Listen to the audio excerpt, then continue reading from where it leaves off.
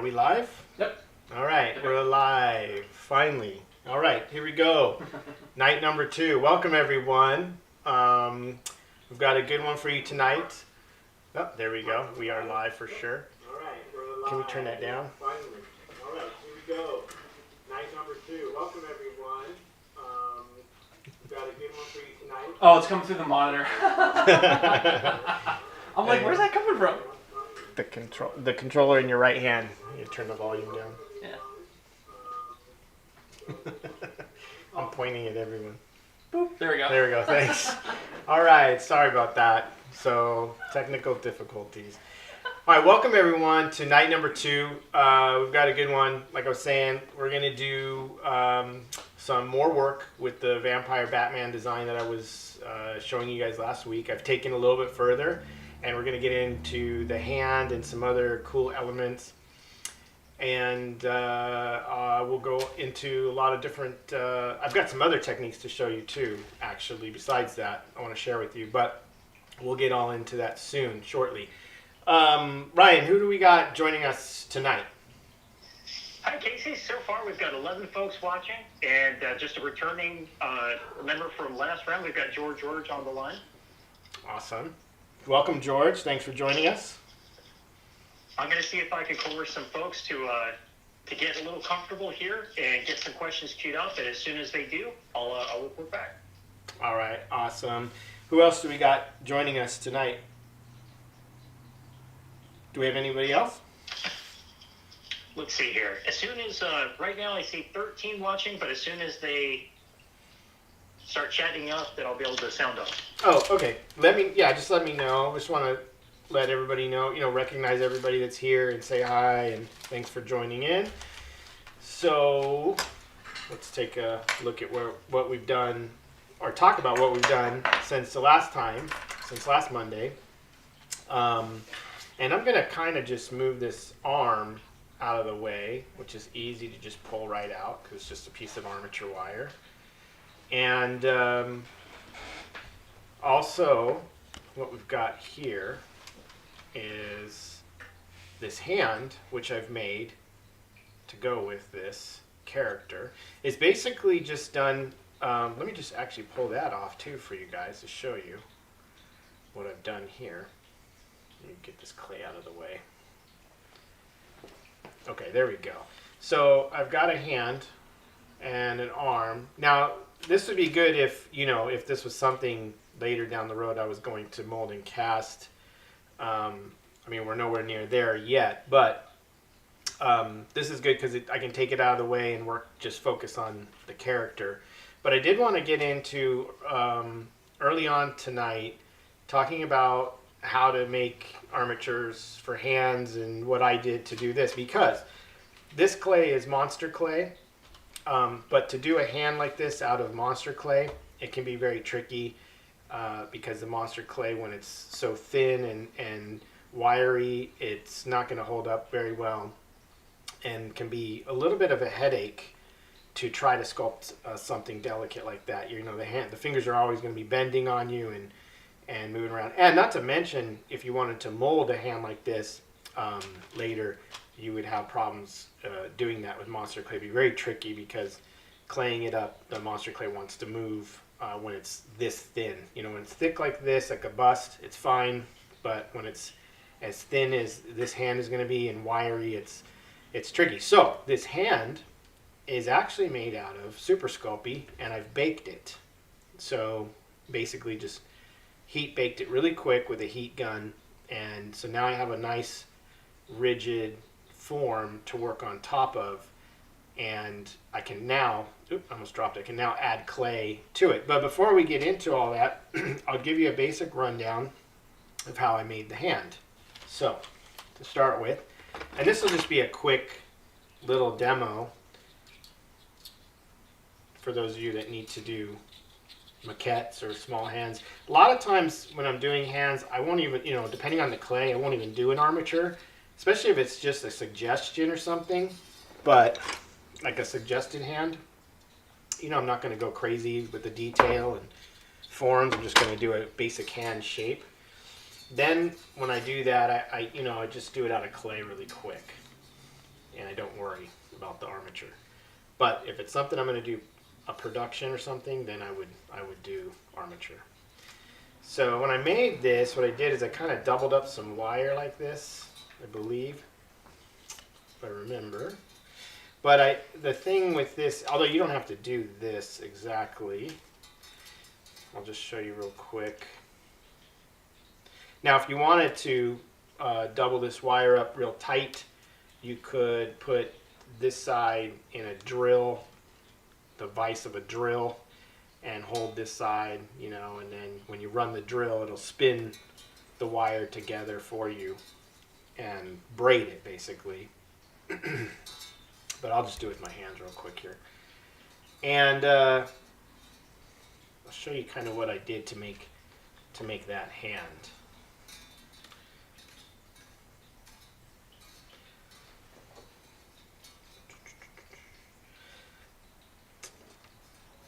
And I'm just going to use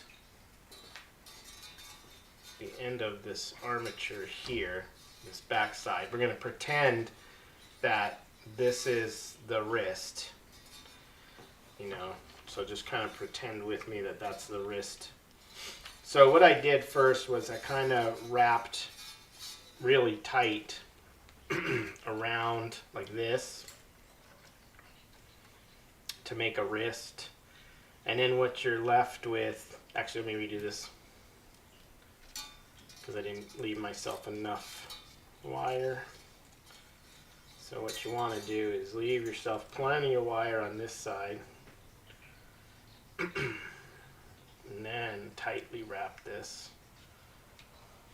Start this over. Okay, let's do this over here. Okay, there we go. So wrap that like so. So that's, let's say that's your wrist, you know, right here. And the nice thing is this can come on and off the wire if you had to cut the hand off. So then what I did was I started to make, you know, if this is my hand shape here, just, you know, kind of thinking about, you know, the size of the hand next to the head to get about the proportion you want or whatever. I want this big kind of claw hand. So, but anyway, so, you know, I started by making a thumb. So I just go up and then pinch together and I go, okay, well, that's the thumb. Now, if you, when you braid this stuff, it's going to get shorter. So you might want to give yourself some longer length. It's always good to give yourself extra length. And I hold this like this and pretend, okay, that's basically where I want the thumb to be, right there. And then I would twist this together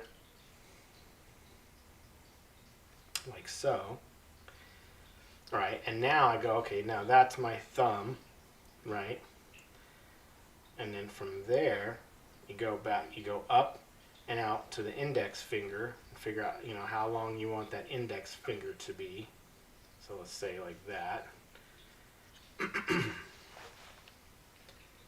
And then you twist the wire again. And you just keep working all the fingers, you know, just like this until you have all your fingers. And then you go back out to the next finger, like so. And you can kind of see what's happening. You start to have a hand. Now, after you've got your hand, you know, you can kind of see here. This is again, this is just me quickly, crudely. We're just going to pretend this is some 3-fingered alien hand for now, right? We're not going to get too carried away here with all this, because you'll get my point. You can just make it 5 fingers or 7 fingers or whatever you need. But we'll just pretend this is some weird alien hand, you know, and this is the thumb. So then what you would do is figure out, you know, where all the joints are, that you want, or however you want them, right? And then pose it kind of how you want it to be posed. And you can also just clip off, like, well, I've got too much, this is too long of a thumb, and clip it off, you know, and shorten it to whatever you need. And now, you know, you've got this hand that can come on and off. And then usually what I do is wrap the center here with a little bit of thin tin foil, and just to fill in that space. and then you've got your hand. And then what I did is block out with Super Sculpey. I took some gray Super Sculpey and just formed it on the fingers into a basic shape. And then once I had that, like this, before I baked it, I just took an X-Acto knife and kind of shaved the fingers down thin. And now I'm ready to go over top with more Sculpey. So, and I just baked the hand with a heat gun. But the great thing is the hand comes off, on and off now. I can do whatever I need to with it. I can put it on, take it off, over and over again, however many times I want, and I'm good to go. So that's how I made a hand. Now, the other thing about, had this been monster clay, the whole idea with this hand, if you remember from last week, and for those of you new that are just joining us, the whole idea with this, what this is sort of the story behind this guy, is it's this creepy vampire Batman that's going to be kind of holding, well, he's going to be holding this weird vampire bat creature from his hand, and kind of just studying it or looking at it, intrigued by it. So I also need something sturdy to be able to mount that bat to eventually. So anyway, so that's the hand thing that I wanted to share with you, and that's how I did it. But for now, I'm going to pull this stuff off because I need it out of the way to continue sculpting. So that's a nice thing. I can get it out of the way and then continue sculpting and then always add back on. So where we left off last week was some of what I've done. Let me just kind of go over right now.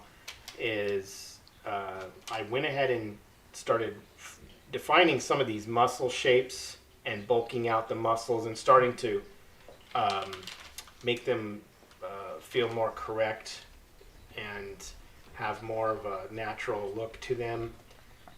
So basically, once I lay the muscles in, then what I start to do is build them up slowly, a little by little. Like you can see clearly you can see his rib cage now, where it starts between the sternum, under the pecs, comes down, and it goes into all the lats and all that stuff. There's this kind of bulky stomach, which I probably will keep bulking out a little bit. And from this point, what I like to do is just keep adding and adding and adding and refining until I like what I see. Also, we're trying to make sure that this muscle, since he's lifting this arm, right, when you lift this arm up, your right arm, it's going to pull this chest muscle and flatten out a little bit, whereas this arm's down, so the muscle will be a little more pushed out. So we're keeping that in mind, and the shoulder is going to bunch up here a little bit, the trap, all those things are going to, everything in this section is going to be very different than this section, so we're going to kind of keep that in play. Also, even here, we might get a little bit of pulling versus this side crunching down a little bit from the weight. So just things that we're keeping in mind as we work on this, and I'll just keep refining. And you guys keep watching. There we go.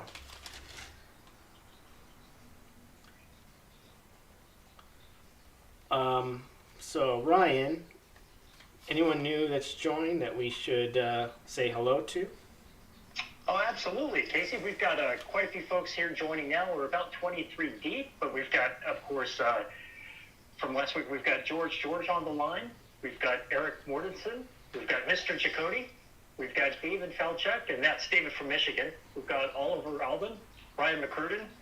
We've got the mega talent Noah Rivers. We've got Chris Dawson. We've got Kevin Young and Micah Sieber Spook Show on the line. Awesome. Welcome, everybody. Thank you for joining us again. Appreciate it. Sit back, relax, and just watch as I go. If you guys have any questions, hit Ryan up. He can get them fed to me as we stream. I'm going to try to concentrate on the sculpt a lot tonight to see how far I can get.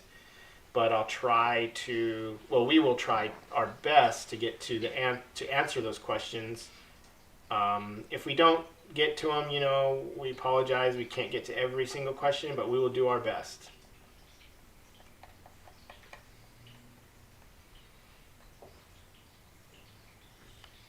Maybe we'll get more pizza questions and weird questions like that. Dude, I've been craving pineapple pizza. Oh my gosh. Pineapple pizza? Yeah. Now you're craving it. Yeah, Yeah, I've been craving it since last week. Yeah. And we promise nobody's getting slapped tonight on the air. Just letting you know. Man. I'm not going back to jail, Casey. Not again. Yeah. Nobody will be getting slapped tonight on this show.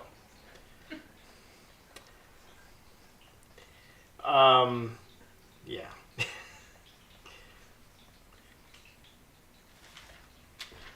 So yeah, I'll just keep looking out. And one of the things I really want to focus on with this guy too tonight and show you guys is refining and working on these teeth. It's one of my favorite things to work on when it comes to creatures and monsters and all kinds of things like that. Is I love kind of working on the gums and the teeth and making that as creepy as possible and expressive. That's just something I always enjoy. So I'm going to try and get that in tonight rather than just like throwing teeth on really quick like I did at the end of the last show. I want to actually get them in there and make them look how they kind of should look. This is a tool, by the way. I didn't get a chance to talk about tools last time, and so I'll focus on some of that tonight. This tool is a burnisher, like for leather, that you see me using. It's just like a spoon shape. You have to really look for these because I noticed that like every store you go to, they'll have this tool, like especially like Michael's craft stores, Hobby Lobbies, those craft stores that carry burnishing tools, art supply stores, whoever. You really have to look at them because they make, even though they'll have this red handle and look the same, they all are a little different. I've got like 3 of these and they're all totally different from each other. And this one in particular, I believe I found at a Hobby Lobby or something like that. And I like it much better than the other versions of this tool that I have because the other versions have this weird, I don't know, on this side, the one curved side, there's like a notch in the metal. It wasn't smoothed out. And anyway, and this side's really polished, high polished, which I like. So, when you're looking for these, look for ones that are nicely made, I guess is the thing. I don't know, you can check them out and see what you like. But anyway, I have several, and it's funny, I kept, every time I'd go to these stores and look at them like, hey, this one looks different than the one I have, and it looks better, and then I'd buy that one. So I ended up with like 2 or 3 of them. Now, some tools I've made over the years, and this one specifically I made many, many years ago. I don't recall what kind of wood this is exactly, but I've had this tool forever, and I just sanded it and polished it myself. I think I even used some wax and polished it up, and it's been with me ever since. Geez, I don't know, this is like, I think I made this tool back in the early 2000s or something. It's a really cool tool. If I ever get a tool endorsement, I might have someone copy it, but I really love it for super sculpting and clay, and it's great for burnishing and polishing clay and just working larger forms. So that's a great one. I have some generic ones you can buy, like this is one you can get at any craft store. It has these little teeth. I think I put deeper grooves with a Dremel tool myself, stuff like that. Again, another rake that I made myself. This is as clay falls off of it onto my carpet. Anyway, this is just a bandsaw blade kind of thing here, and what I've done is grind the teeth down so that they're not too sharp. There's just barely any teeth there, so when you're raking your forms, you're not really digging into the clay as much as actually kind of polishing it. are refining it in a very soft manner. You're not really digging in and moving. You're just kind of like working it to round out forms. And anyway, it's really nice because if you just grind those teeth off of there, because you don't need big sharp teeth on your tools. It kind of works against you and makes a big mess. So that's a nice one. And again, I think these little bandsaw pieces I got from a hobby store as well, or maybe a hardware store. You can get them anywhere. But that's what that is. This is your typical Kemper loop tool. I forget what number. But they make tons of these in different shapes. You can get them. This one's great for just, again, kind of working and softening between muscles and forms like that. Another famous Kemper tool I like, little kind of super tight wire at one end and a little spoon shape at the other. Those are great. They come in all different shapes and sizes. And then I've got some tools that unfortunately I don't think you can get anymore. I have another one here somewhere that I'd like to show you if I can find it. Let's see here. Oh, also there's guys making tools these days. You'll see them all over Instagram. One of the great tool makers out there, I think, right now, who makes some of the best tools, is Old Monstrosity Shop on Instagram. He made this one for me, and this thing's a beauty. So, he makes some of the best tools you can get your hands on. So look him up. But where was that? There's one I want to show you guys. And you can get, by the way, you can get burnishers, like all kinds of different burnishers for leather work. And they're great for sculpting tools. Popsicle sticks, those are really important. No, just joking. And, but anyway, well, I'm not going to dig for it right this minute because I don't see it, but doesn't matter. Anyway, I have these really tiny, very, very tiny wood tools that this older gentleman years ago made for me. I don't know if he's still around. His name was Walter. He ran a company called Perfect Touch Tools, Perfect Touch, and he made these tiny, tiny little wood tools, and they all have different shapes. Like this has a little pick at one end and then a little knife at the other end. And these tools I've had all the way back to the early 2000s. He used to send me all kinds to try out, and I would buy a bunch from him. And and this was considered large for him, which is considerably smaller than your average sculpting tools that you find. And that was a large tool for him to make. So he would make all these really tiny, tiny tools, and they're amazing. And I've had them forever, and I use them with Sculpey and everything. I'm always very careful not to break them on a hard clay surface, because this clay is a little bit hard. So anyway, there's a million tools out there. Rakes, wire wrap rakes. These we'll get into this rake later when I do maybe some mass sculpting for you guys or something. But there's a million tools, so I could go on for days about tools.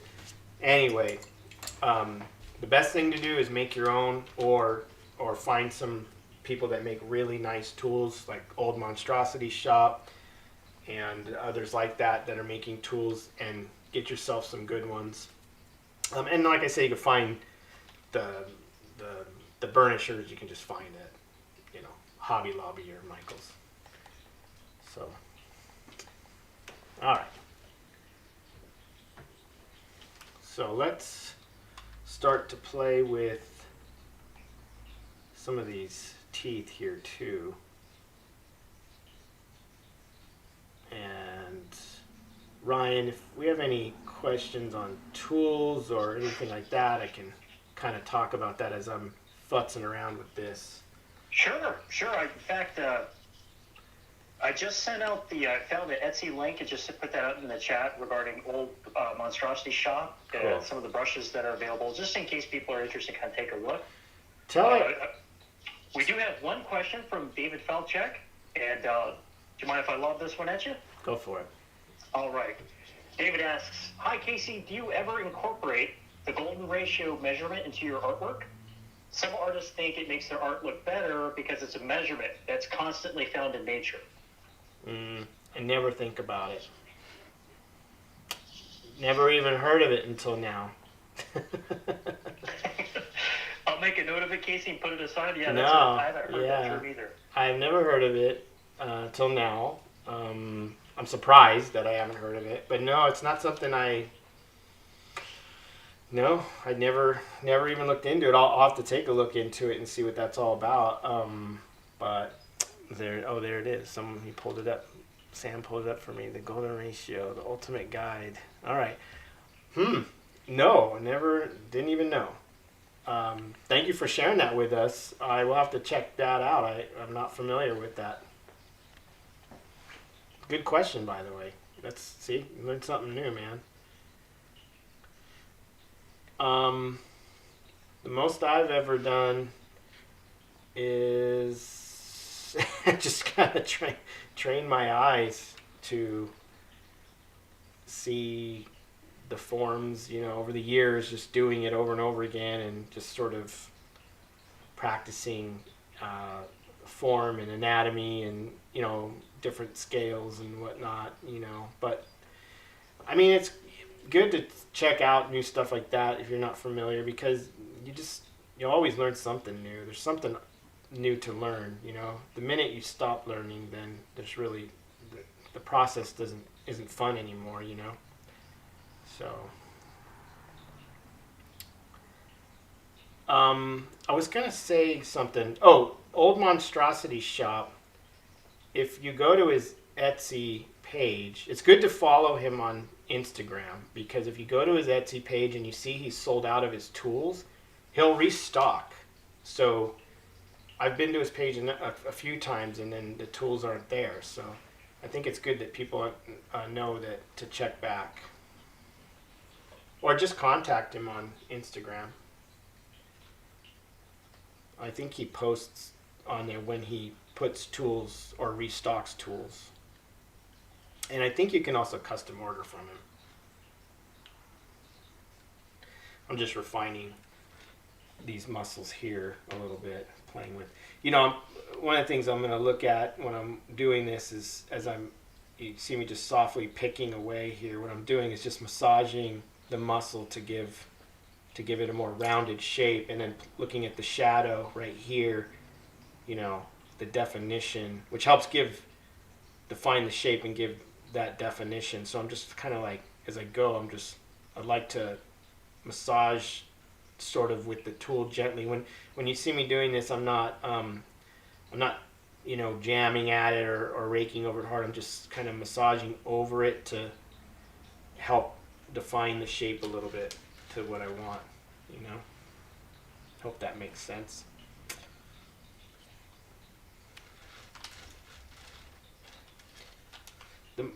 If people have, if you're new to sculpting or you struggle with anatomy, I mean, the best thing is really, I know a lot of people don't want to hear this, they want like a magic answer, but you just have to practice, you have to practice and over and over again. I mean, I can't tell you how many times I've sculpted an area like this on figures, and then every time I do it, I'm A, never satisfied 100%, and B, I'm always learning something new. I'm just getting a shot of the closet. What's that? All the ones in the case. Yeah. Practice. Yeah, all the monsters lurking. By the way, this cabinet that Sam is showing you right now is just like a whole bunch of different artists. There's some of my work in there. It's mostly other artists I admire, or friends of mine, their work, that I've purchased copies of something they've done over the years. There's all kinds of people. In fact, we're going to share tonight a specific artist who is a old buddy of mine from way back, and we'll talk about his art for the share tonight around 7 o'clock. We'll do that. About 6:30 right now. Okay. So when we hit 7, we'll do that. All right. So I won't do that side yet. I'll just keep this side. That looks pretty good. Now I would do a lot more refining. You can, from here I can jump down later. I'll be able to jump down with, let's see, just to kind of illustrate to you guys, if I can find it here. Here we go. This is another tool I made where it's a kind of like a jeweler saw rake, and I can get in here and really refine, but that would be down the road a little bit. So, all right, so focusing on teeth, and let's see here, let me grab put some of these tools away that I don't need. I've got all these tools out now.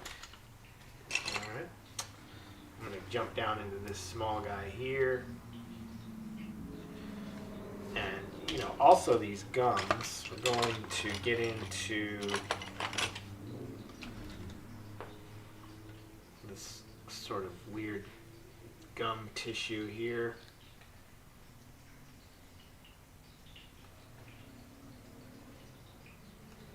And usually with this stuff, I'll just play around with it until I land on what looks good.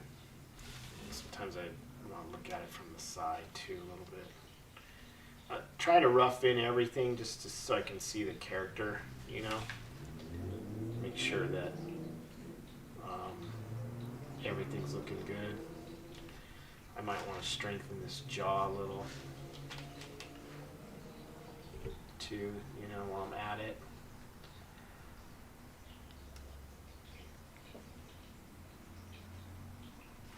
I get sidetracked very easy, so hopefully that doesn't bother you guys. I'll go for, let's do the teeth. Now, oh wait, the jaw looks weird. I'll work all over the place. All right, so I think I'm gonna push these out a little more as well. And so I like to just roll little worms of clay like that. And then I'll just push around with this tool up around the top of the teeth.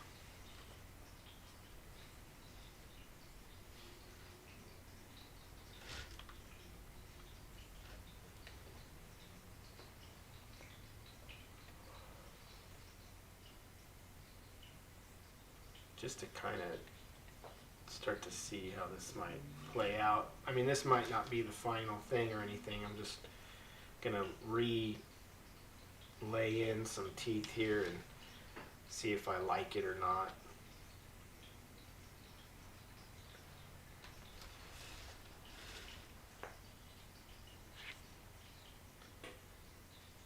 After last week when I did this, I wasn't satisfied with it, so I just tried some other things. And one of the things I find it's important is to try different things. Don't settle on just the first thing that you do, unless sometimes you'll hit on something right away, but sometimes you just gotta play around with it, see if you like it.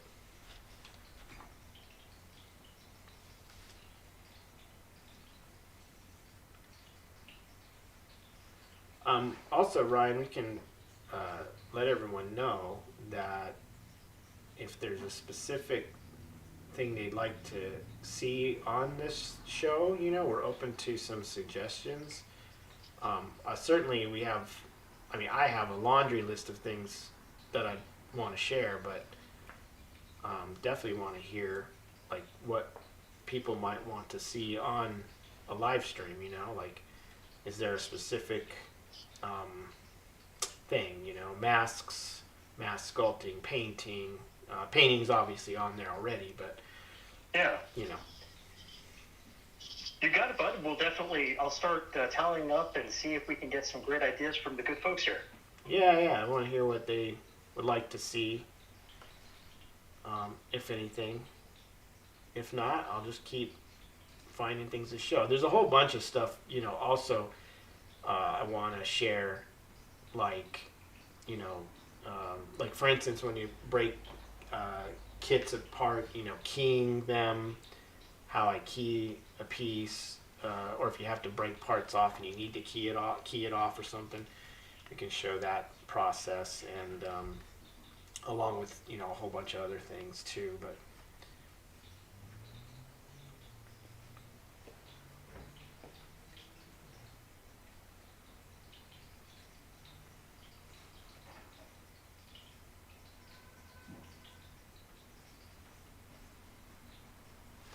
so you see here, I'm just toning down some of those wrinkles, forehead wrinkles here. All right, let's go back here. So one of the things I just love this tool for, and again, I don't, when I got these tools from Walter way back when, from Perfect Touch, I mean, I believe he was pretty old back then. I don't think Walter is still around, unfortunately, unless I'm wrong. I mean, I don't think Perfect Touch is around. I think their websites might still be up, but last time I checked, but I don't know that anybody's home taking orders that I know of. And it's weird because I don't know too many people with these tools. I mean, maybe some doll sculptors bought from him over the years, but man, I miss ordering tools from him. It's super awesome stuff. So I try to take care of these, like my holy grail possessions of tools. Just because I don't want them to break, or I can't replace them. I don't know. I'm gonna have to try to replicate them or something eventually. Anyway. Are there any odd tools you've ever used, like dentist tools or sewing tools or something like that, like pins? Yeah, I've tried sewing stuff. It just never has the right shape or feel for me. I've always, there's sewing needles and stuff. They're just always like just big straight metal, and I don't know. They work, but I never could get really comfortable with those. Dental tools, they have to be the right ones. I have a whole bunch of dental tools that are good. Usually the spoon shapes are the ones that most people gravitate towards. There's some others like picks and things, like weird dental picks and stuff.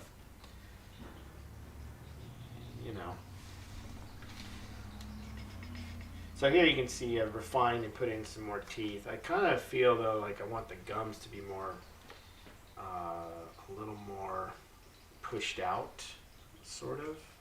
So play with that. Play with that a little bit.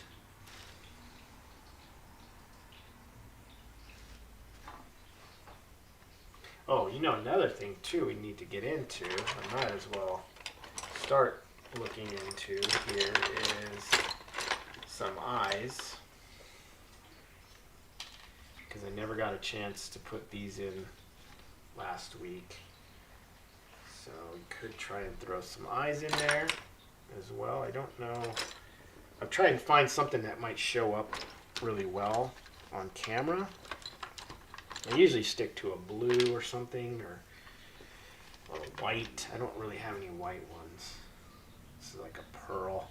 I have some orange ones. Those look probably pretty good, right?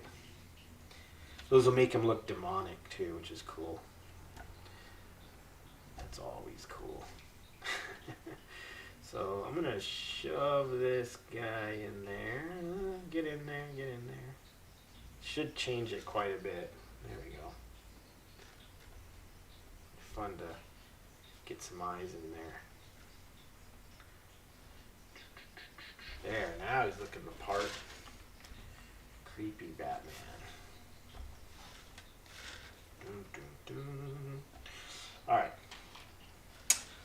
I also played with these ear shapes a little bit. I was trying to do something a little different than typical Batman cowl ears, just I gave this little bit of a sort of bat wing shape to it. I thought it looked cool. But who knows if I'll keep it or change it or what. All right, and now let's see here. I think he should also have some lower teeth tucked underneath these upper teeth.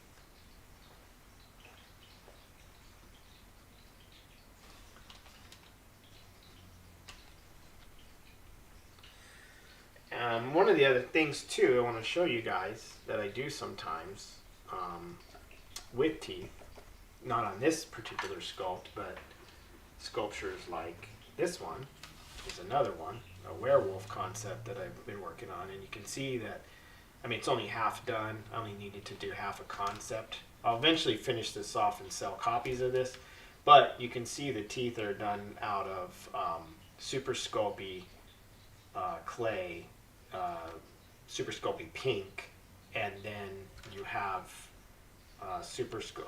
Primo Sculpey, which is a different Sculpey brand of Sculpey, and it's translucent. It's called translucent, and I use that for the teeth, and that gives a really nice look and kind of realistic look. I love to sculpt the gums and the tongue. It's really, really bubblegummy kind of clay. You can push it around really easy. There's a little bit of a learning curve to it. You have to get used to it, but once you're used to it and you know how to work with it, you can sculpt amazing details with this, really soft bubblegummy kind of clay. You just got to get used to how to use it and work with it. But yeah, this is all this is monster clay like this that what you see us using here, and then super sculpey for the gums and teeth.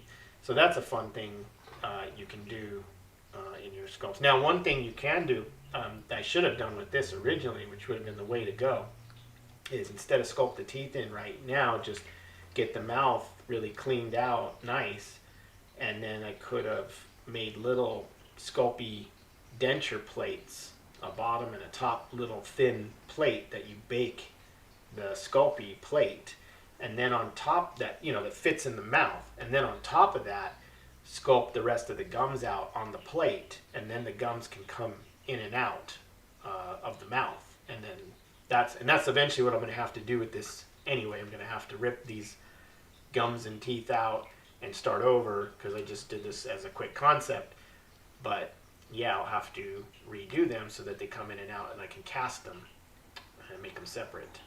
So anyway, so there's a little look at this cool werewolf thing. All right, so just showing you some other options of how to do your teeth and gums on your creatures. Okay, so back to this guy here, Batman. It's a creepy. Last week we were saying it looked kind of like a penguin Batman. It kind of does look like a scrumpy little penguin Batman, but he's all buff, all ripped.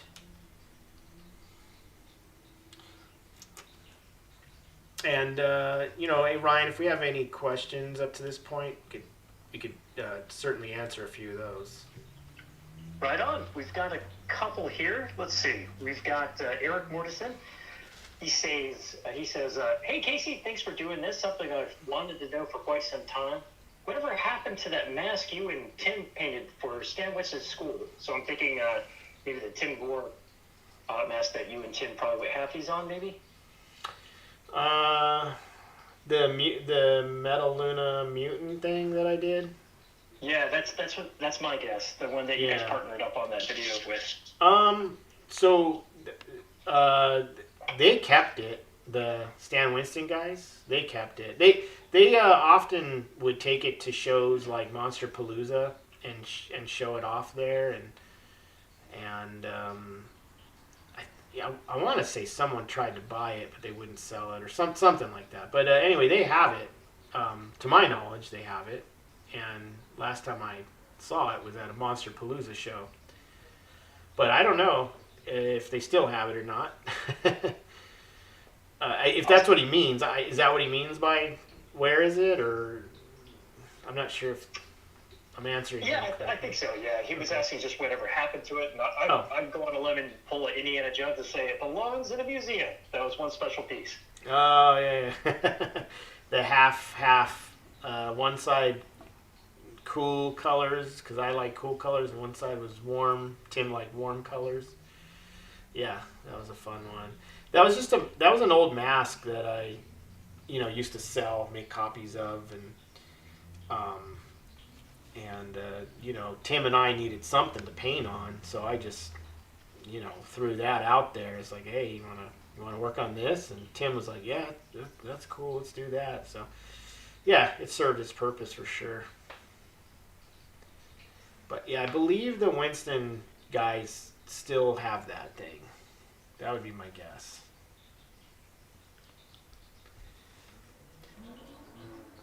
And we, Tim and I had pitched, I don't know, like, a couple more times to those guys, like, hey, we should do this again, do a follow-up, do something else.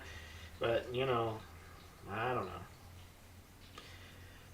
But that's why this exists now, like, just do it myself. Absolutely. Casey, following up with that, David, the original question there came from Eric, and then David asks, Casey, do you have tips on deciding, and this is a great question, how much money a particular piece of artwork is worth? That's a good question. That's a really good question, and a very hard question to answer for any artist, because you have to set a value of what you feel your art is worth at the particular time, or where you're at in your career at that particular time. So, when you're a beginner, obviously you're going to be just trying to sell your art to anybody, and the number is going to be lowballed. Like, it's going to be a lower, number. You start out, you're in the 100, 200, whatever you can get for your art. You're happy to sell, sometimes a piece of art for $50 or whatever, or give it away, or whatever. As you become more seasoned, more well known over the years, then you start to obviously raise your prices and start to see test the market and see what your art is worth, and it's a slow process, man. But it's a weird one too, because sometimes you'll forget to raise your prices, too. Like I remember for years I just kept my masks the same prices and never raised them. And then, one year I was like, wait a minute, man, I gotta be, I gotta raise the prices, because I haven't raised the prices in years, and I can't just keep everything at the same price, especially these days. The way things are inflating, especially in the way things are right now in the world, yeah, prices are only going up. Materials are going up constantly. Everything's constantly going up, which sucks, but it is the way it is. But yeah, as an artist, you need to, especially as you get more pro or seasoned and a bigger name, a bigger following, you need to constantly raise your prices every year. I know some artists, professional artists, have said like, oh, I raise my prices, every year $100. I just go up 100. I guess that makes sense. But you kind of have, it's kind of like personal taste. You have to figure that out for yourself. It's hard too.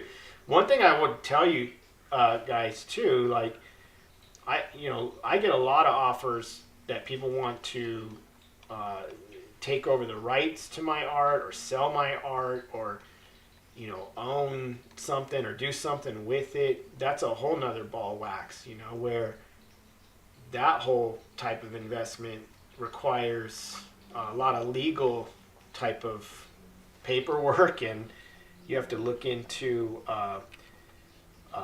percentages, royalties, how much you're going to get out of the deal, how much they get, what's fair for everybody, production costs. There's a whole slew of things going on with that. So Yeah, I mean, it's a tricky question because you can't just answer it with one answer, right? You can't just, well, you should be selling your art for $500. You just have to really know what your value is and what your art is worth to you as an artist to sell, and what you want to sell it for, you know? So if you feel, let's say it's masks or something like I make, you know, and you're like, all right, this year I feel like, you know, it was $400 last year. I feel like I've improved my art. I've made a bigger name for myself. I can go up to 500 now. You know, you go up 500 and people are buying, and then you keep going, and then you go a little higher and go a little higher, and eventually, next thing you know, you're selling pieces of art for $1,200 and $1,500, and so. But the thing with that is, one thing is, the higher you go, and depending on what the product is, the smaller the market can get, you know? So in other words, the less buyers might be out there. So one thing I would tell anyone listening that's an artist, and they may know this already, is to, with your own art, make sure that you're creating all areas of art, you know, not just high-end art or cheap art. You're creating art for everybody that can afford it. So like, you know, sometimes you'll see me posting magnets for sale, or small little sculptures like this werewolf, or, you know, or a bust like this, and then other times I'm doing masks, you know. So I will sell all different ranges of art, you know. So some stuff is painted, some stuff's not painted. And try to diversify so that you have a range of art, from, you know, small things all the way to large things, inexpensive things all the way to expensive things, so that you can sell to as many people as possible, you know. And then on top of that, I have videos. You know, you can buy videos, download videos. Some guys do T-shirts, some guys do pins, some guys do little graphic novel books. So just really try to have stuff for everybody, so that you can grab sales from, you know, as many people as possible. And that's really a smart thing to do as an artist, because you get a lot of that product out there, and you know, let's say one person can afford this, and another person can't afford that, and you know, next thing you know, you're catering a little bit more to the general public, rather than, say, like what I used to do is cater to these, you know, very rich, expensive buying mask collectors that would, you know, buy $2,000 masks, $3,000 masks, you know. But those guys are, you know, they're not a dime a dozen. It's, you know, a handful of guys only. And then when they stop buying for a while, or they take a break, or then it's like, oh shoot, where'd the sales go? So, you know. Anyway, that's kind of a long-winded thing there, but maybe there's some useful information. All right.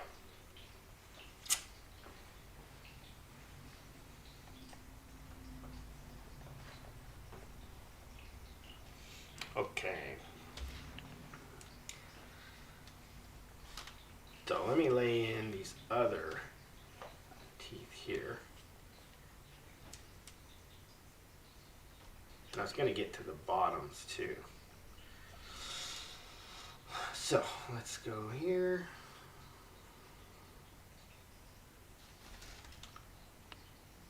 And I'll try to remember to turn this guy this way.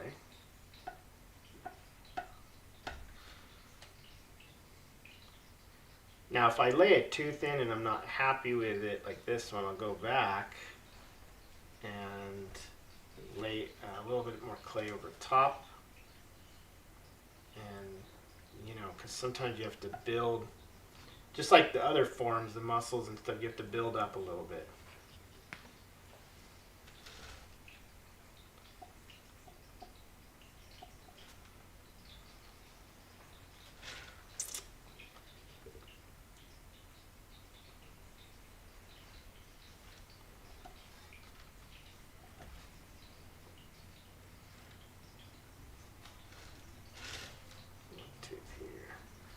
So, you know what, I feel like I've got all the teeth sort of going in this forward motion on the other side here, so I better correct that on this side here.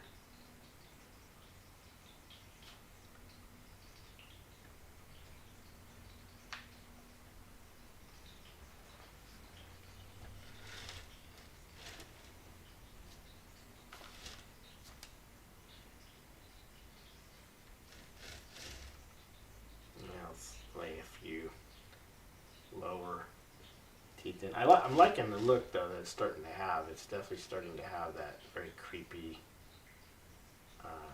pushed out mouth.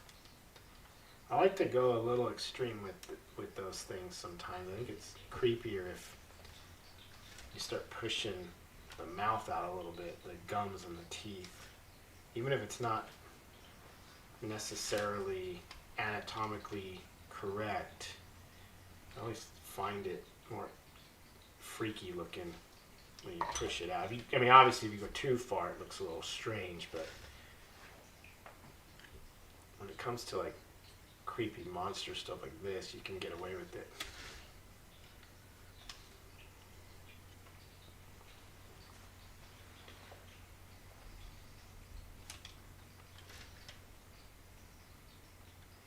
I feel like this nose should be real pointy too. Probably gives him more of a penguin feel, but that's okay. I think it's neat. And you know, eventually, I mean, we'll get into you know, stretching, like it's a cloth stretching over bone, or this bony vampire skull underneath, or whatever's going on here. You know, we can also throw in eyelids and stuff. I mean, he's looking kind of cool without them, but you know, the cool thing about throwing eyelids and stuff is it can change the expression a little bit.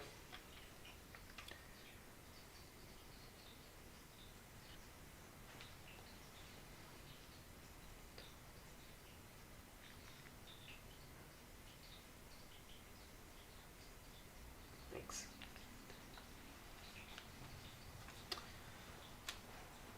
And after I do this, we'll take a little bit of a quick break to do some share time with some artist share time.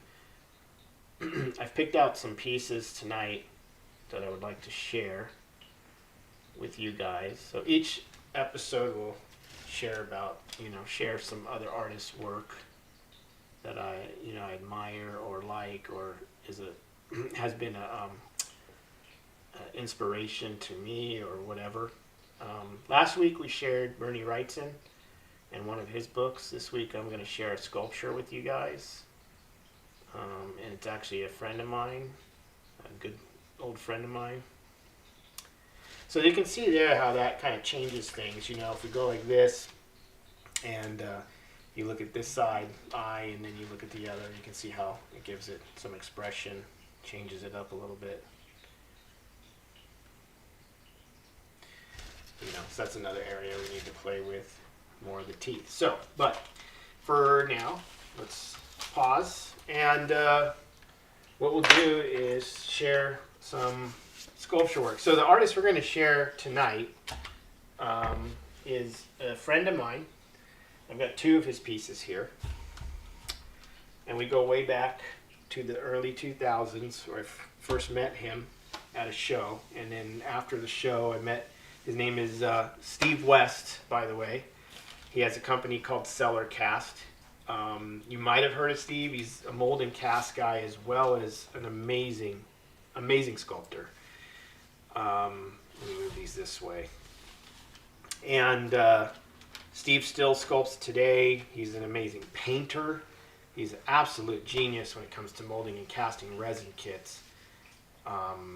And I learned a tremendous amount of stuff from him over the years with the molding and casting, sculpting, and all that. We became very close friends. For a portion of my life, I lived in Washington State. I'm not originally from there. I'm originally from California, but I lived up there for 7 years. And when I was living up there, almost every Friday night, I spent at Steve's studio, and we would just sculpt all through the night. working on pieces, you know, and just talking about art and whatever.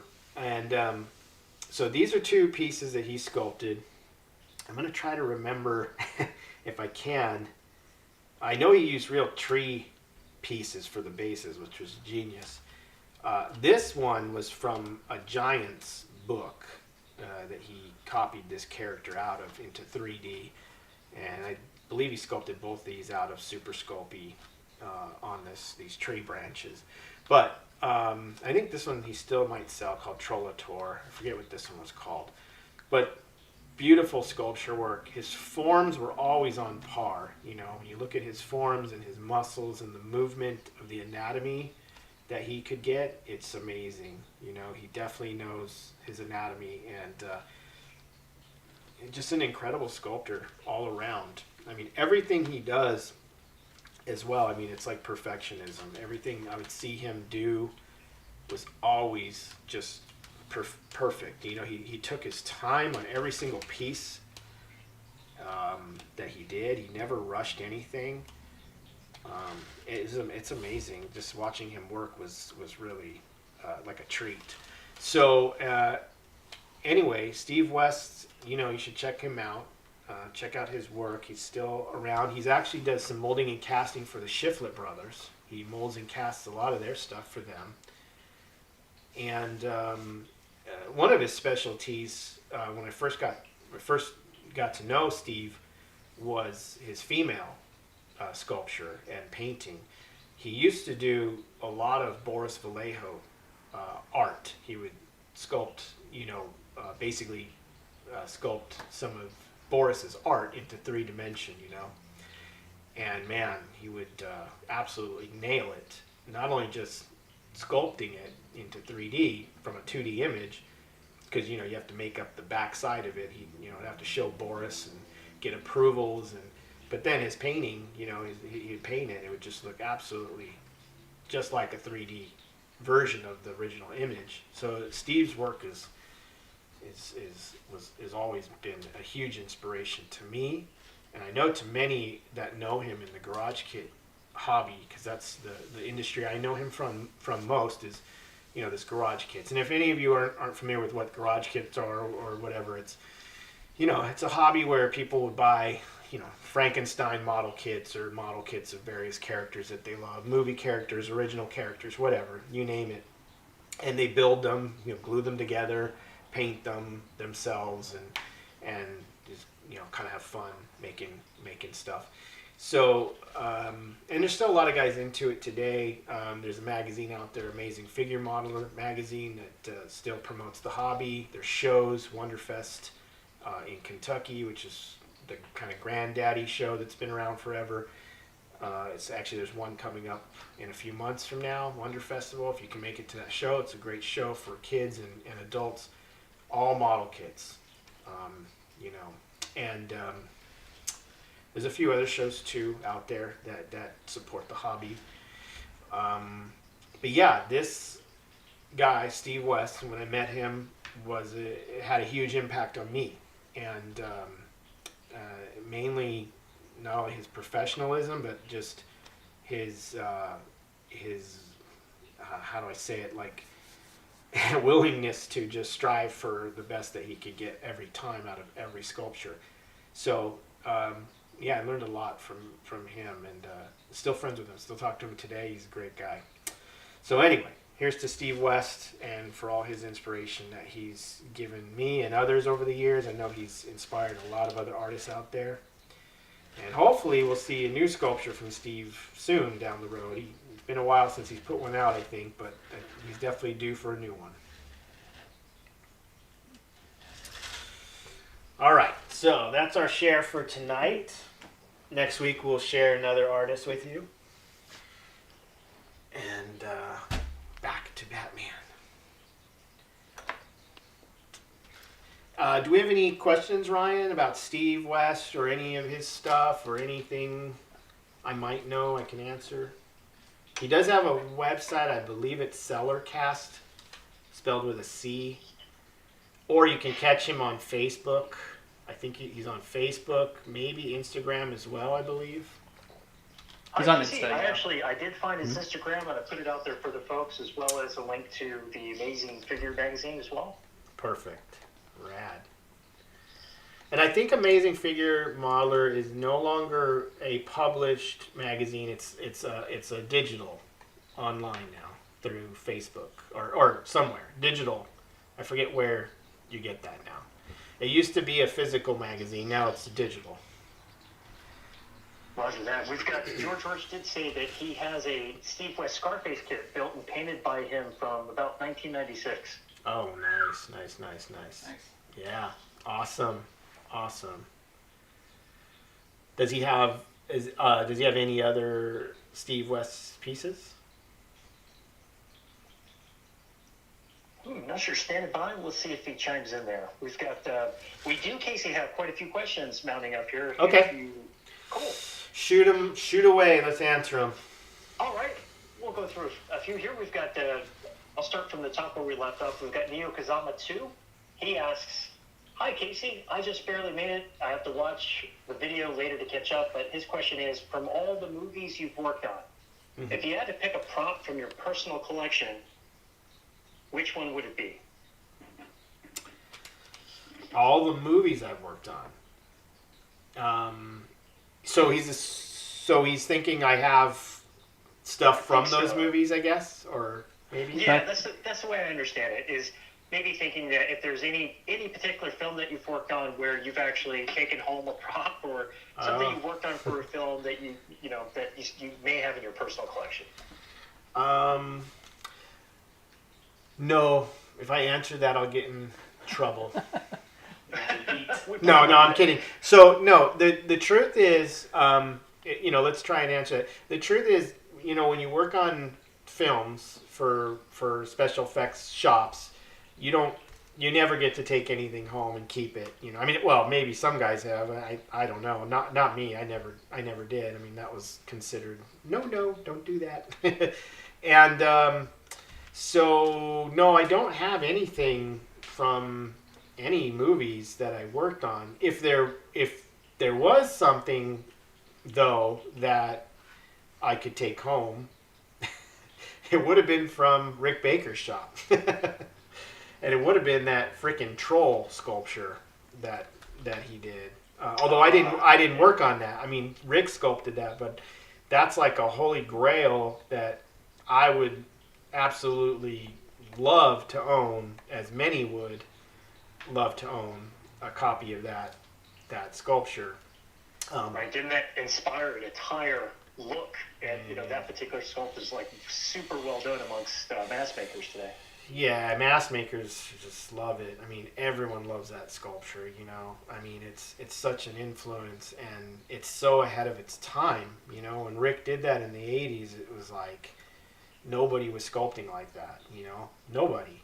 And it's insane. And you see it today in person. Like, I've seen it in person. It was sitting, a copy of it was sitting right near my desk when I was working on Men in Black 3 at Rick's and painting. It was like sitting right next to me, and my buddy and I mean, Norman Cabrera and I would just look at that thing every day. It was just an amazing sculpt.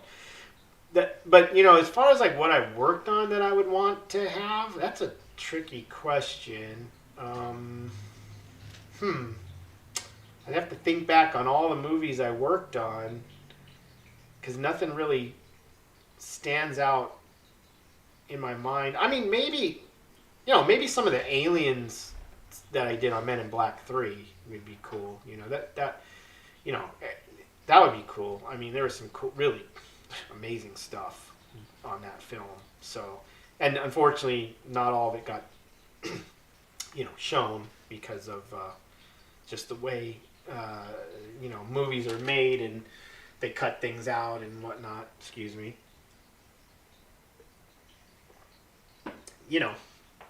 I saw some amazing stuff. Yeah, there it is. That thing. Try to pull it up for him. Yeah, if we can share that, yeah. That'd be great. But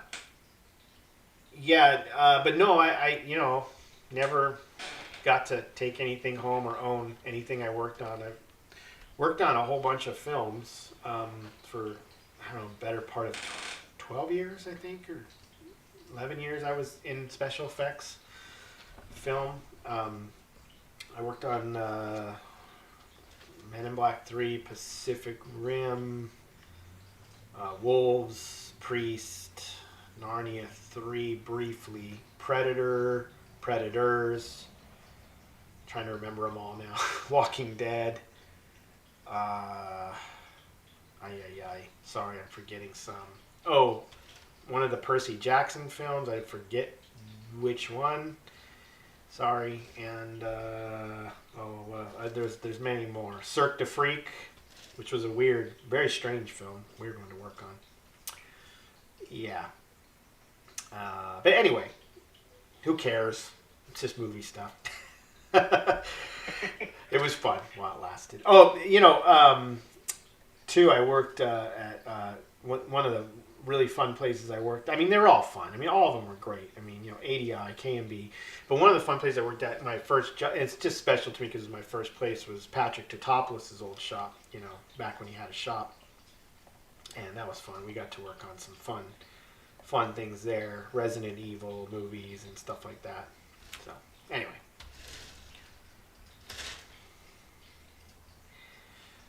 All right, so let's see. Okay, so sorry. What else? What other questions were there? Well, Casey, we've got a question from Michael Strapik, and I'll kind of summarize, but essentially he was suggesting that as a future lesson, he was really interested in seeing some of your magic in wet clay in particular. In wet clay, okay, yeah, great. Yeah, we will definitely, 100% do wet clay mask sculpting on this stream. I mean, that's a given. So when that will be, I don't know 100% yet. In fact, I have to do this werewolf that I showed you guys before. Is this on camera here? Okay. So this werewolf, at some point will be in wet clay. So maybe when I rough it out, we can start streaming in an episode or two or whatever. And so that'd be a fun one to show. But, yeah, so we'll definitely do wet clay sculpture. I got that up for you. Okay, cool. So there's Rick's troll, by the way, which, let me see, is that that's a painted one? Is there a sculpture shot, actually? Yeah, it looks like this one is kind of degraded. Yeah, that one, that sculpture shot, the black and white shot, that's the one. Yeah, that's bam. Yeah, that one. If we can show them that's... Sure. That sculpture is, and in person, I can't stress too, like in person, how amazing that sculpture is. It'll blow your mind. And you got to remember, this was done, like, what was that done? Like 85 or something? 84, 85? It's incredible. It is. It was so ahead of its time. Nobody was sculpting like that back then except for Rick. Maybe there was a few other guys, but man, amazing.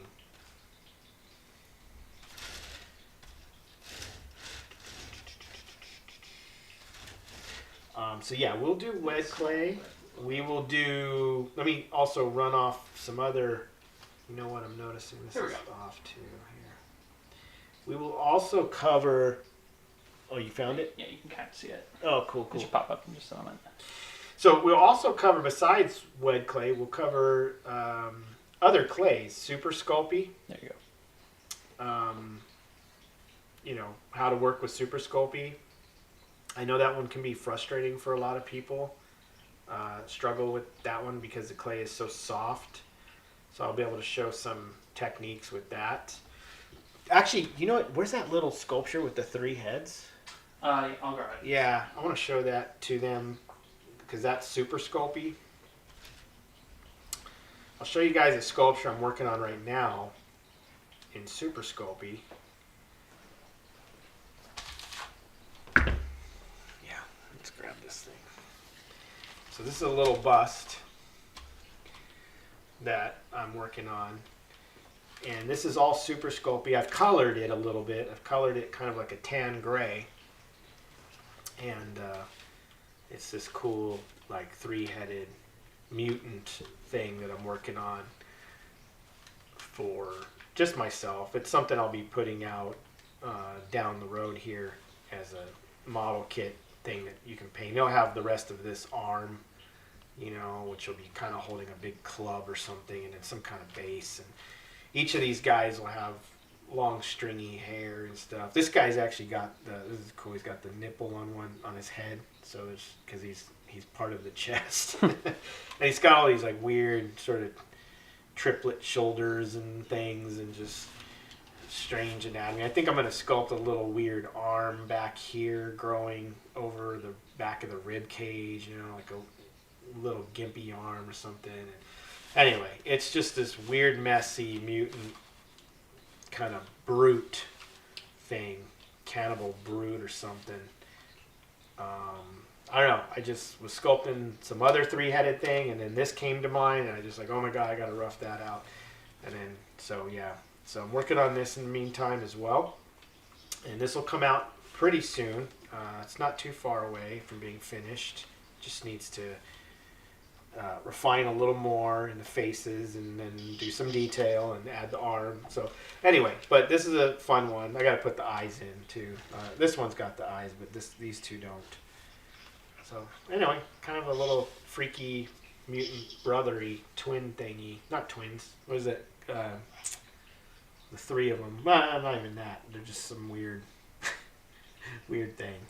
Anyway, so but this is super sculpty. That was the point. And the thing with this is, you know, because the clay is so bubblegummy, people struggle, like, you know, how to work with it, but there's a way to work with it, and you just got to get past that hump of how to work with it, and you can get like crazy detail. The one thing I should mention, the thing I love about Super Sculpey the most out of any clay, I mean, I almost wish I could sculpt everything out of Super Sculpey, but it just takes forever to work in sometimes. It's a little bit of a slower medium because you got to knead the clay a little bit and then lay it down and get it into shape and work on it.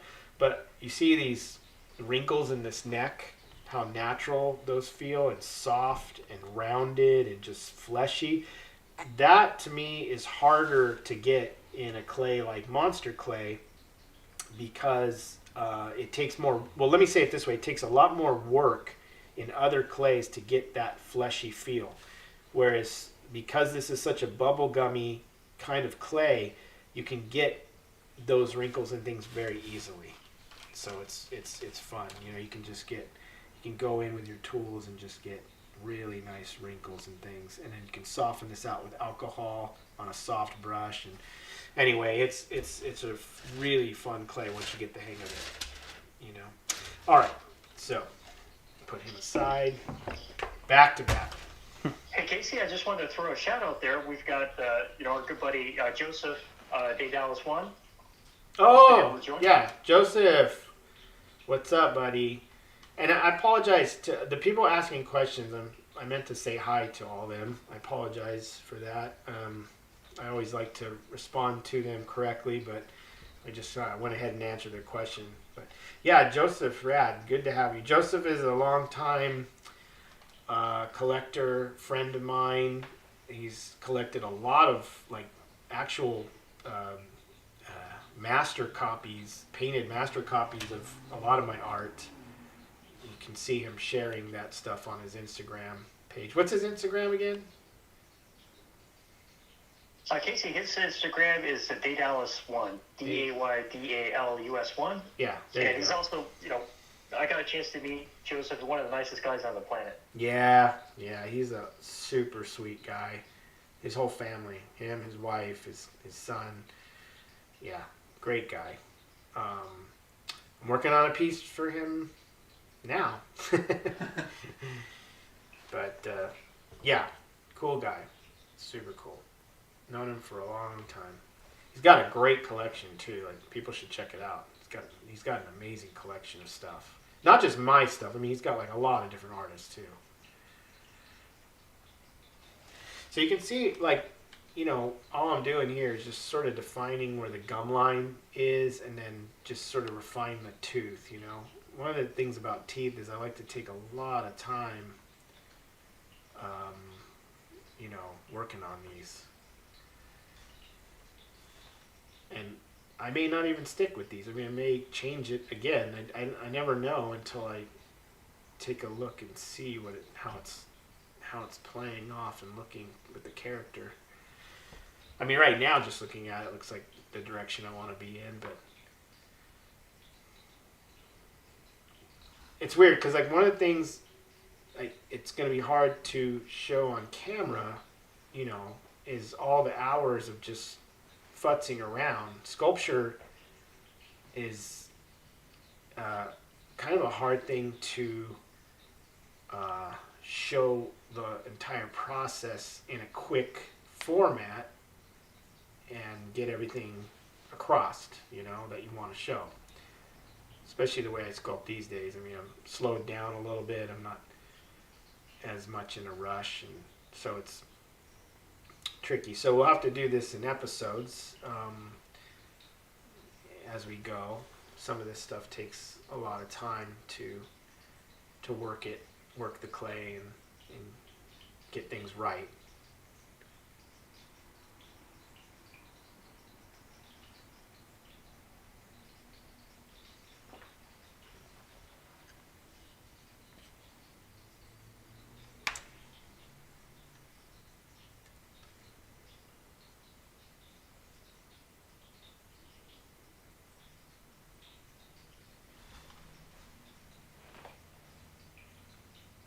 Hopefully some of you guys are sculpting along with us at home. I think this is a good time for that if you guys have a project you're working on. Maybe some questions will come up that, you know, you want to talk about, or another good thing we should think about on this thing is having other artists, you know, share what they're working on. You know, like maybe there's a sculptor working on a piece, he wants to share it and talk about it or get some critique or whatever. That's something we could do as well. We can set up a thing where they send us photos. Yeah, they send us some photos. And anyway, do we have any other questions at this point? Oh, we sure do, Casey. We've got this one can go a little deep. We've got, if you're studying to, oh, I'm sorry, this question is from David Felchek. If you're studying to be a practical effects artist in this age of computer graphics, can you make a living as a special effects artist without knowing that digital side of special effects within Hollywood? Yeah, as a practical effects artist, right? Yeah. Yeah, of course. Noah just got hired at Spectral Motion. Just a few months ago, he's working as a special effects artist. I mean, right now the special effects industry is kind of booming. I mean, from what I understand, I mean, I'm not in it anymore, but I know guys that are working in it, and they're working, you know, heavily on films and TV shows. So yeah, you can definitely make a career out of it. The one drawback to special effects is that it's not a guaranteed job ever. You know, like you're in one shop 1 minute, you can be in another shop the next minute, and you really need to work at having a friendly relationship with multiple special effects shops and a good reputation with them, so that you can rely on them and kind of bounce around back and forth as jobs come and go. And because, you know, from what I'm understanding these days, you know, some jobs may only last a few weeks and then you're gone, and then the next you need some other work, and then they call you back a few weeks later, and you know, it's all over the place. And maybe you'll get lucky and get a 4-month gig or a 5-month gig, but you know, back when I was working, we would get these fairly decent long gigs, like at ADI and stuff like that. I would be there for months working on films. But like, you know, I remember it wasn't too long after I left the industry that I was starting to hear some of my friends jumping like ship all over the place because there was only 2 weeks here, 3 weeks there, kind of a deal. So, you know, it can be financially tricky in special effects. You just have to build a good reputation with the shops and be able to you know, get work, build a good, strong portfolio. If you're going to be a makeup artist type special effects person, you know, not creature design, then you could do the whole on-set thing and go to set all the time and make a really, really good career that way if you're applying makeup. So there's TV shows, movies. So there's a lot of different avenues, too, to think about. I specialized in, you know, conceptual design and creature design and suits and monster suits and makeup and maquettes and painting and sculpting and all that. So I was in the shops. I never really went to set. I only went to set once, and that was for Rick on Men in Black. But yeah, totally possible. Digital stuff is good too. You know, I mean, digital is obviously so big now that that's another avenue to go.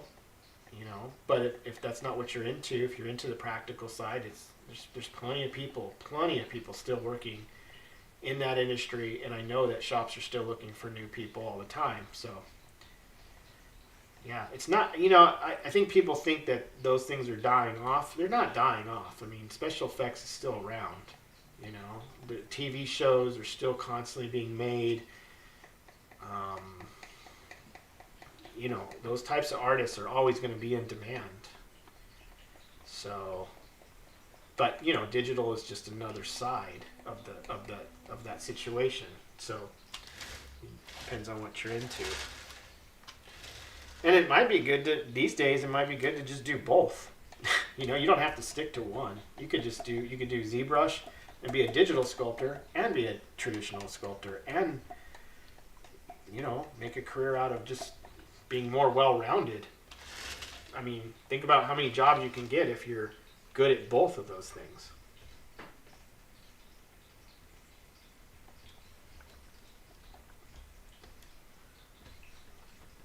Here comes the next question. How come you're not doing that? I just gave a shout out to Noah Rivers. If you got picked up by Spectral Motion, I just linked their site to the on the channel here. And Norman, I think, is Norman Cabrera? He works over there at Spectral? I don't think he's there right now, but he has worked over there a lot. Yeah. I believe might be somewhere else at the moment, but yeah, no, he's worked, you know, he worked over there a lot. Hellboy and all those movies. So you can see I've got the upper teeth fairly well laid in. I mean, they're not perfect. They're not finished by any means. But let's try to get a little more stretch out of this muscle here too. Sorry, Ryan. You said there was a few questions. You can keep firing off if you want. Sure thing, Casey. We've got a question here from Mac McNeil. I'm going to backtrack a little bit. He asks, when you're working in your studio, do you regularly have music playing? And if you do, what's on your playlist? It's a good question. Yeah, I do regular music time, and I mean, there's sometimes where I'm doing, you know, I have the TV on or something. I'm definitely one of those artists that needs distraction as I work. I don't like working in silence. I cannot. I know I've known artists that just they can work in silence. I can't do it, man. There's no way. It's just it drives me nuts. So I always need distraction. Somehow that makes me focus better. Music's a great one. Music's probably one of the best things because it can really get you going, I find, especially on days where you're struggling with just staying focused. As far as playlist, boy, that's a wide range of thrash metal. And well, I mean, look at my shirt. No, I have a lot of taste though. I like it, and it depends. It really depends on what I'm doing. If I'm painting, let's say I'm painting like an alien like that back there, some kind of, I don't even know if they can see that. Some spacey thing like that, I might put on like, what is it? I don't even know what the genre is called. Like, what's that music I was listening to that's like just melody with no new wave, not new wave, synthwave. Dude, Sam hit it. Synthwave type stuff. Laser Hawk is awesome. Love that stuff. So that kind of vibe. If I'm in that like spacey sci-fi zone, I'll go there. If I'm sculpting some kind of goat demon thing, could I listen to Slayer, Exodus, Testament, you name it, like tons of old time thrash metal and death metal and all that kind of stuff. I love all that. And then I have an 80s new wave side to me. What else do I have? Come on, hon. I have a rap side. There's some rap stuff I like. Man, I get down with that. Ice Cube and shit. Yeah. So I have quite a bit, but it just depends on the mood I'm in, what I'm working on and stuff. So, but yeah, that's I would say 90% of the time though, it's metal. It's thrash stuff like, Death Angel, Testament, Exodus, Slayer, old Megadeth, old Metallica. You do any Merciful Fate? Merciful Fate, Overkill. Yeah. Who else, man? There's Gojira is rad. That's a newer metal band that well, they've been around for a long time, but they're now making the scene. But Gojira is awesome. Ghost. I like Ghost. Ghost has got some killer stuff. But then I love like Red Hot Chili Peppers, man. I can listen to old Red Hot Chili Peppers, new Red Hot Chili Peppers, Foo Fighters. Poor Foo Fighters. Feel bad for them right now, man. Jesus Christ. The whole Taylor thing is insane. It's like unbelievable. I can't even believe it's real. But yeah, anyway, I can listen to a whole assortment of stuff. Anyway, I'm sure everybody's the same way, right? I mean, everyone's got like tons of stuff. I can get down with Prince too, man. Oh, Prince Fox. Prince is awesome. Prince is so good. Get down with like whatever, all that good stuff. There's a whole bunch. And my wife and I are always trying to find new stuff to listen to because you get sick of everything else, right? So we're always trying to find that new thing to listen to. But around the house, the funny thing is on the weekends when we're cleaning the house, my wife's cleaning the house, pretty much you're going to hear new wave 80s. Yeah. Right? So like Devo or New Order or something like that? New Order. Oh yeah, The Cure. The Cure. Yeah, you name them off. Depeche Mode. Yeah. Yeah. We kind of get that, Joy Division, Susie. Weekend. Yeah. There you go. That weekend vibe. But yeah, working on stuff like this as Batman or whatever, I'd be listening to, if you guys weren't here and we weren't doing this live stream, I guarantee it'd be some sort of metal on right now. I'd just be like, oh. You listen to the soundtrack for Doom Eternal, the video game? I haven't listened to That's that. like, is it good? I listen to that and I'm like, this is what I feel like a lot of people dreamed of when they would go to sleep listening to heavy metal or something like that. It's it's crazy. What? Let's have everybody chime in. If they want to. What do they listen to? What do they like? I'd like to know what they're interested in too. One from David Felchek, Bauhaus. Bauhaus. Oh, I remember Bauhaus. Good call back there. They were rad. They are rad. Bauhaus. Run DMC from Kadeem Hardison. Kadeem! Yeah, Kadeem. Run DMC! Kadeem, what up, buddy? Yes! Heck yes, bro. That's rad. Yeah. Tool is my all-time favorite thing. Tool, dude. Adam Jones. You can't go wrong with Tool. Yeah. Tool is sick. Danny Carey, man. Woo! What a drummer. Oh, he's an octopus. Yeah, it's ridiculous. Yeah. Any other music popping up that people are talking about? Oh, sweet. We've got Primus. Primus? Primus is great. I've seen them live a number of times. Best bass players in the world. I'll throw one out. Judas Priest. Yeah, there you go. Yeah, absolutely. Dude, I went to a Cannibal Corpse show in Santa Anita. What? And yeah, they Arcadia? Yeah, Arcadia. I grew up over there. Yeah? Holy Yeah, they played cow. it was like 2017 or something, like 2017, 2018 or something. Whoa. But they were playing over there, and one of the prep songs to kind of get people into it was Painkiller.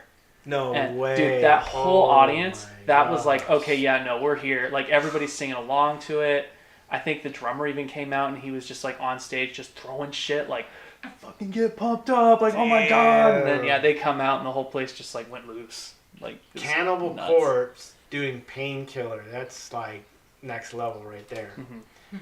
Wow. That'd be insane. Or how about the news, if any of you guys are metalheads like me, the newest news, which I think is just insanely rad. I couldn't be more happy for the guy, is Dave Lombardo, the original drummer from Slayer, joining with Testament. That is sick. My god. That is sick. And they want to write together. Not just, let me play all your songs for you. Like, they want to get together. They're going to supposedly write new stuff.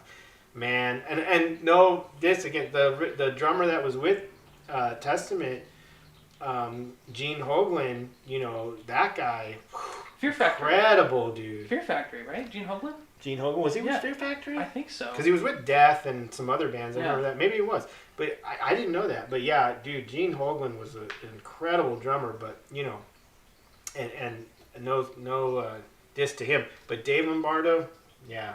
Whew. With Testament now, look out. I think I recognize Brutal. Gene Hoglan's name from, I think, Death Clock, Metalocalypse. Yep, that's Because right. he was their drummer. Yep, he was for Death Clock, yeah. Anyone going to the Bay Strikes Back concert in a couple of weeks? I'll be there. Oh, nice. I'll be there. Where's that at? Anaheim. Oh. Anaheim. Few of us will be there, man.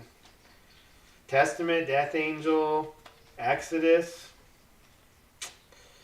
You ready to get your ears blasted out? Oh, hey, Casey, I'm gonna sneak in this question here from Sure. Ashley. Ashley Bosworth. She's asking about the tool that you're using. She just wanted to know a little bit more about it. I know we talked about it earlier, but she had joined a bit and Okay. threw in that good question. Okay, so I did talk about this tool earlier. So this is a burnishing tool, and you can find these at hobby craft stores, you know, like a Hobby Lobby, Michael's. I don't know where she lives, so I'm not sure if she has those stores, but look for craft stores that carry leather making tools, like for leather work. You know, it's a burnisher is what they call it. But it's great for sculpting because it's just nice, smooth spoon with a little pick on one side, so you can do a whole bunch with it. Smooth thing out, polish the clay, smooth it out. You can use I use this side here. You'll see me flip it around when I'm digging into the clay with it. So, yeah. So that's what that is. And she can always go back, you know, where we covered tools, you know, later and rewatch the stream, and we cover all those different tools. So she didn't, you know, doesn't miss anything. Now I'm just going around and just adding forms. I get bored easy working on one area. Like I said, I get distracted and bored. And I have to move around. It's crazy. It's why I have so many sculptures also started all over the damn place. I think I have sculpture ADD.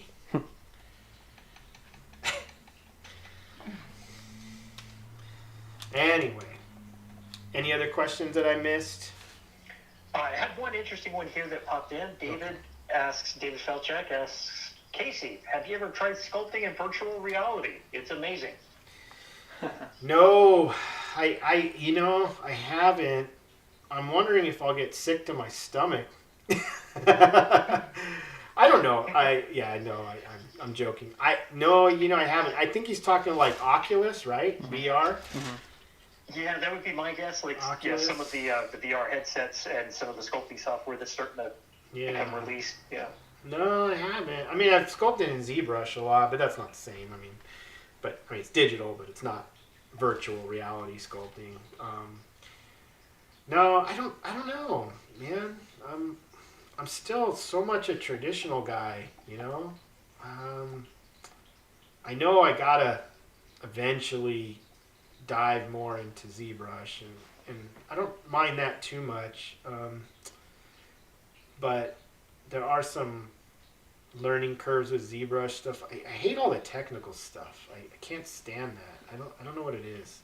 That's my biggest hurdle with it. Like, I can get in there and sculpt just fine and do all that stuff, but there's some mental block in my brain with the whole technical jargon of everything that you have to do, and I hate all that, man. I wish it was so much more simple or something, or somehow.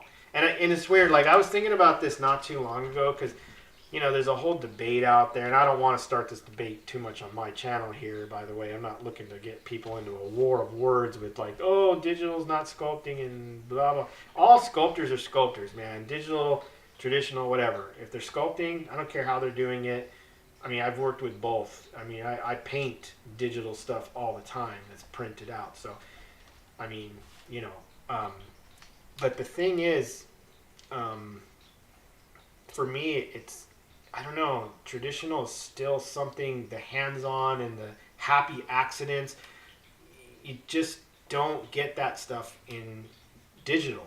I don't get the same feeling sculpting in digital at all that I get out of traditional. So, and I'm not picking at digital in any way. Digital is amazing. You can do stuff that you can't do traditionally. I mean, there's so much you can do digital that you can't do traditionally.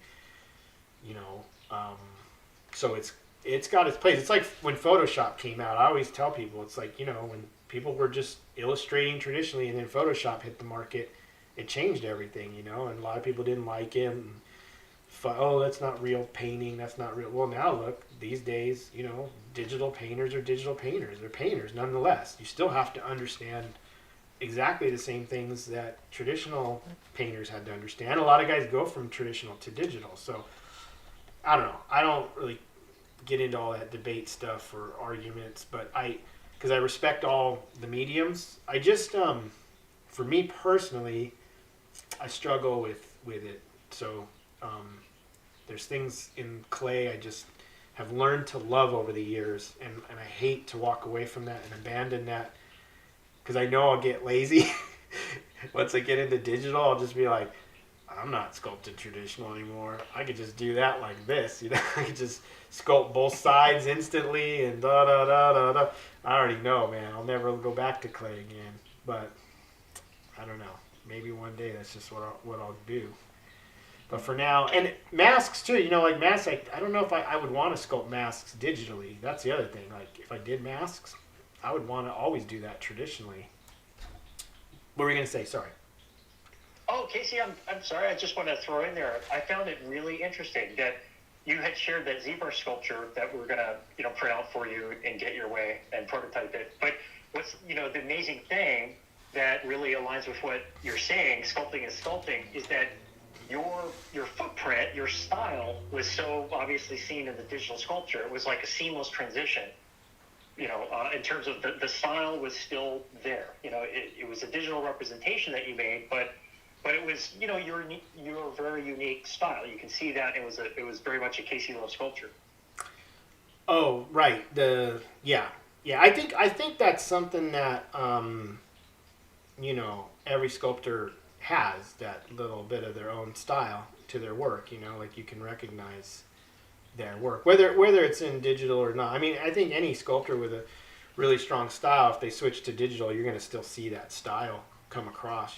It's just because it's the way you're thinking. It's the way that artist thinks, opposed to anything else. The one thing I don't like in digital, if I had to be gripey and complain about digital, but I get it. I get why it is this way. Is that you do tend to, and this is the same with Photoshop. It was the same thing. Everyone has these same bag of tricks that they use. And the digital world is just because of what works that you all do the same thing. And I mean, if I got into digital, I would be using those same bag of tricks that every other guy is using. It's just the way it is. But I think if you rely on that too much, that's where it can be a bad thing, because then your style isn't really coming across as much, if that makes sense to people. I don't know. But anyway, I there's a place for both digital and traditional, and I like and appreciate both of them.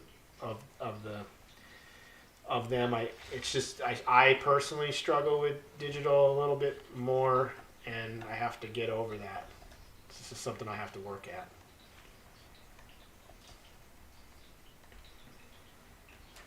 But yeah, I sent you that one piece, so I mean, we are gonna do some stuff. Now, one amazing thing with digital that has blown me away is I have a buddy, a friend of mine that he scans some of my masks, and I mean, perfectly scans them. And now I can print them out at any size I want, and I can now offer some of my mask designs that you could only get, let's say I had a mask that's like, $1,200 mask or something crazy, and I only sold it, painted or whatever.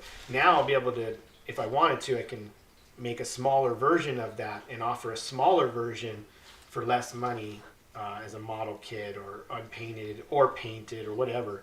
So that's kind of cool is to take some of my traditional masks, scan them, put them in ZBrush. You could even rework them or do whatever you want with them, and then print it out and then mold and cast that. So that is incredible to me. You can see like a super small version that you can just put on your thumb. Yeah, like I could take any one of those masks, and scan them in the back behind me. I could scan those and print out a copy in ZBrush, a real nice copy on a nice printer, and then mold and cast it or whatever. I can even sculpt more, and I could add a body or make it a full figure in ZBrush, whatever you want. So that's an amazing thing. That's with ZBrush. All right. Anyway, was there any last questions? Because I know we're winding down. Let's see here, Casey. I think that is probably good for tonight, actually. Okay, good. You know what? We're wrapping up.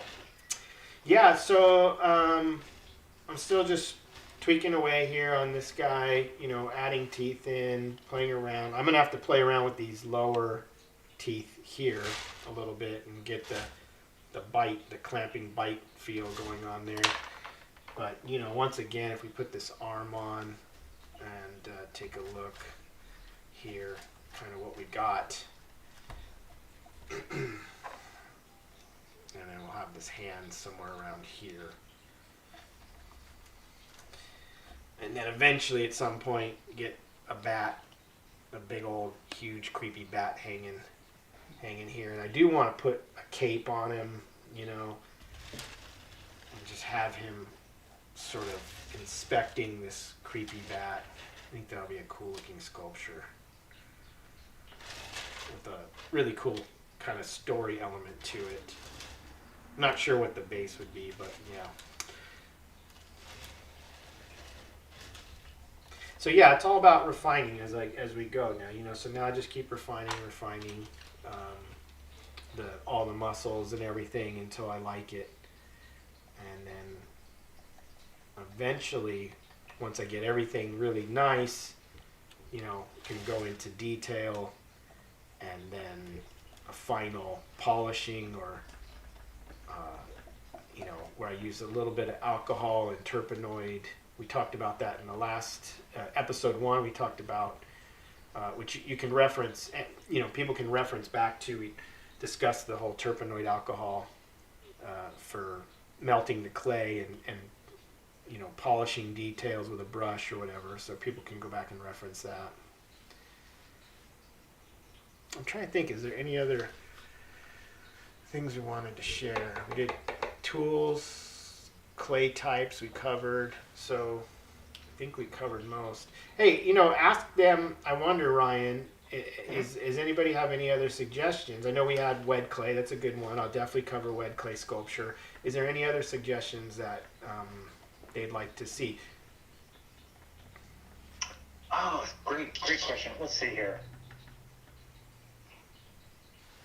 I think there was some chatter. I'll go back. I took some notes regarding, your previous work with Stan Winston, the videos regarding the smaller maquette work to larger scale. Again, I think the same person talked a little bit about the wet clay interest there. Mm-hmm. But yeah, as we get these great ideas, I'll certainly, get them in a log here and send them your way and see what you'd like to do. Yeah. We can cover a lot of ground. Could he saying show the forearms again? Do what? Show the forearms again. He's like, show me the forearms again. Oh, this one? Yeah. Oh, he wants to. Oh, someone wants to see it. Okay. Yeah. Sorry. I didn't know if you were saying that to me. I was like, no. Oh, we got a droopy hand issue here. Sorry. So that's kind of, it's not staying up very well right now, and I've got to work all these muscles a bit more and everything, but there's the idea.